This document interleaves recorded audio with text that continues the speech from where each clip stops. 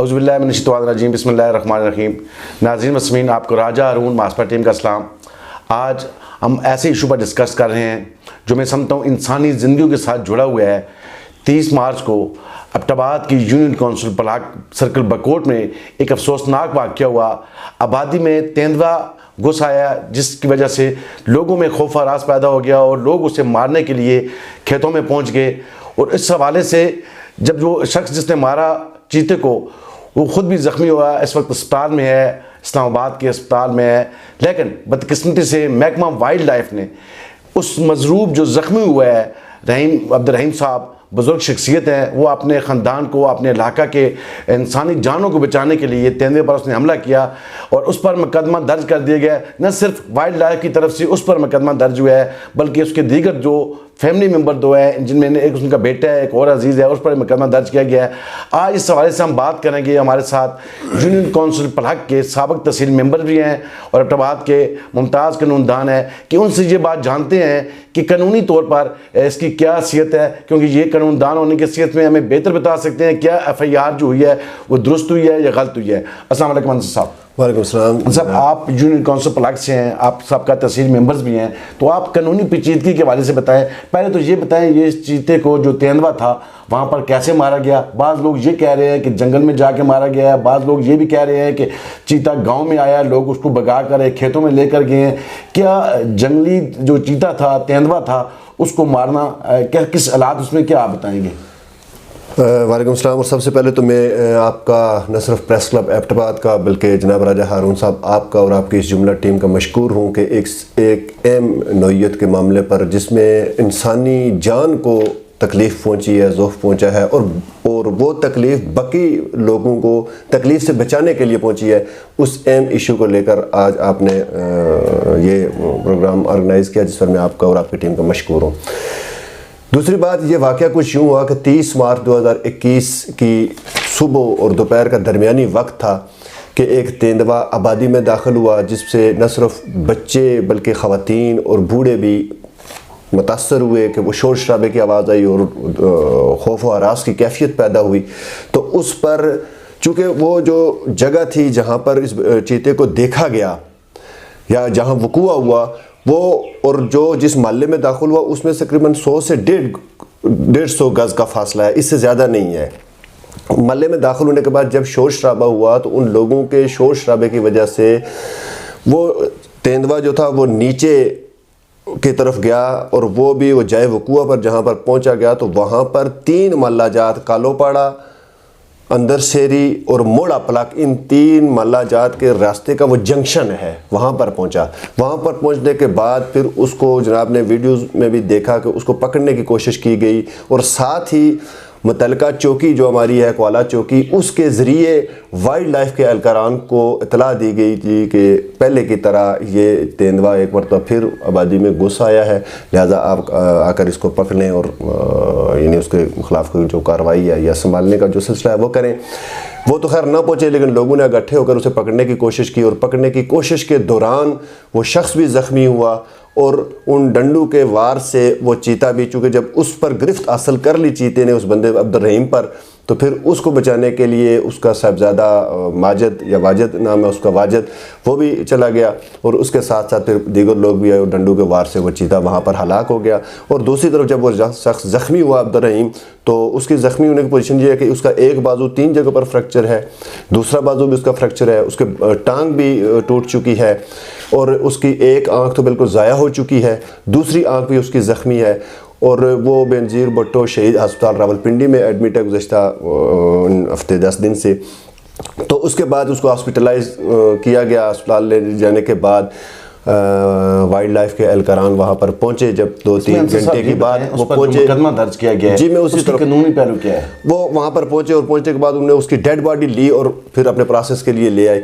अब इस वाक़े सारे को देखने के बाद जनाब अगर देखेंगे उस पर जो रिपोर्ट की गई है तो वो उस पर वाइल्ड लाइफ प्रोटेक्शन एक्ट मजरिया 2015 की section 9A, B, section 12, section 16 और सेक्शन 59 के तहत उसके ख़िलाफ़ रिपोर्ट की गई है। अब देखना ये है कि वाइल्ड लाइफ एक्ट की ये सेक्शन जो है 9A, B, ये क्या कहती क्या है। जो नाफज की गई, जो लगाई गई हैं इस जख्मी पर और इस रिपोर्ट पर लगाई गई हैं। सेक्शन 9 जो है वो कहती है कि शिकार पर पाबंदियाँ कोई शख्स नहीं करेगा, यानी कि जानवर के शिकार पर पाबंदी है, कोई भी शख्स शिकार नहीं कर सकता। किन हालात में?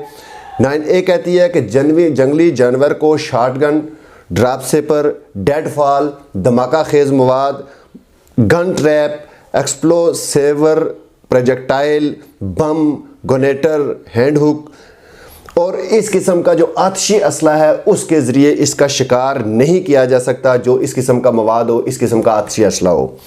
दूसरी जो इसकी सेक्शन B है वो ये कहती है कि किसी भी प्रोटेक्टिव जानवर का शिकार नहीं किया जाएगा।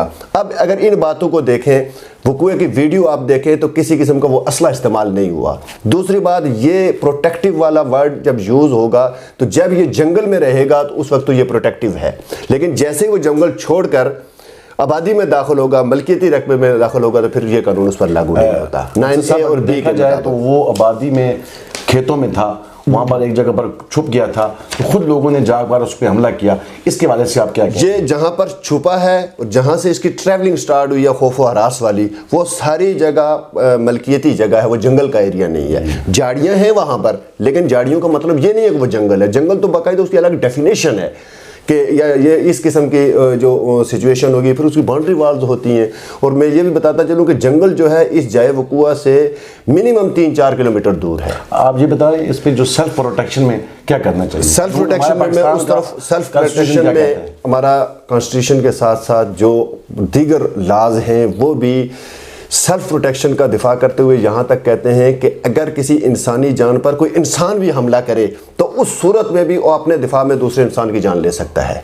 तो अब चे जाए कि जानवर जब इंसानों पर हमला करेंगे तो क्या उसके लिए ये रियायत नहीं है कानून में? डेफिनेटली है, और ये बात इस एक्ट में भी मौजूद है। आपका तल्लुक उसी मिट्टी से है, वो आपके इलाके का आदमी था, आप क्या समझते हैं कि उसके साथ जो मुकदमा दर्ज हुआ है गैर कानूनी है, बेबुनियाद है, गलत है? सर पहली बात तो ये है कि ये जो सेक्शन ऑफ लॉ लगाई गई हैं वो भी अट्रैक्ट नहीं करती, पहली बात। दूसरी बात यह है कि जो जिन हालात और वाक़यात में और जिस पोजीशन में इस वक्त वो मजरूब पड़ा हुआ है, क्या बेहतर होता कि वाइल्ड लाइफ के एहलकारान अगर माली compensation for the time being ना भी कर सकते तो कम से कम उसको देखने के लिए अस्पताल में चले जाते, तो बजाय इसके कि वो उसकी दादरसी करने के उन्होंने एक आबादी में दाखिल होने वाले तेनबे के हलाक होने पर जो इस गरीब शख्स पर और मजरूब शख्स पर जो FIR या रिपोर्ट दर्ज किया है वो सरासर इंसानियत के खिलाफ है, कानून के खिलाफ। आप उस इलाके के पब्लिक रिप्रेजेंटेटिव भी है और आपके साथ दो चीज़ें हैं, आप कानूनदान भी हैं, वो आपके इलाके का बंदा भी है। और मज़े की बात है उसी इलाके के से तल्लुक़ रखने वाले बड़े सियासतदान हैं, साबिक़ गवर्नर सरदार महताब अहमद खान का भी वही हल्का है, और इसी तरह मुर्तज़ा जवेद अब्बासी जो MNA है, मुस्लिम लीग नून के सूबाई जनरल सेक्रेटरी है, उनका भी ये हल्का है। तो अभी तक उस बंदे के खिलाफ FIR बेबुनियाद बकौल आपके कानून के मुताबिक गलत दर्ज हो गई है, आप लोगों की तरफ से खामोशी है। क्या वाइल्ड लाइफ वाले जो हैं इंसानी जानों को ज़ाया करें तो उनके खिलाफ भी मुकदमे दर्ज हों? आपकी इतनी मानी खेज खामोशी क्यों है? आप अभी तक कोर्ट की तरफ रजू नहीं किया, कोई प्रोटेस्ट नहीं कर पाए। क्या आप लोग इंसानी जानों को बचाने के लिए अपना कोई किरदार अदा करेंगे आने वाले कल में? जी बिल्कुल, इस वक्त भी किरदार हमारी तरफ से बिल्कुल अदा हो रहा है और आइंदा भी इंशाअल्लाह अज़ीज़ किरदार ज़रूर अदा करेंगे। हमारे जो जिन सियासी शख्सियात का जनाब ने हवाला दिया है उनमें मैं बतौर ख़ास तज़किरा करूँगा कि सरदार फरीद अहमद ख़ान साहब हमारे साबिक़ जो MPA थे वो न सिर्फ वहाँ इयादत के लिए गए, उसकी तीमारदारी के लिए गए, मुर्तज़ा जवेद अब्बासी साहब भी के लिए गए, बल्कि वहाँ जाकर उनका अखबारी बयान भी आया जिसमें उन्होंने न सिर्फ उसके साथ हज़ार हमदर्दी की बल्कि वाइल्ड लाइफ के महकमे के अलकारान और अफसरान को तंबीह की कि इस किस्म की ये जो कैफियत आपने पैदा कर दी है इसको भी ख़त्म किया जाए और आइंदा भी इससे गुरेज किया जाए।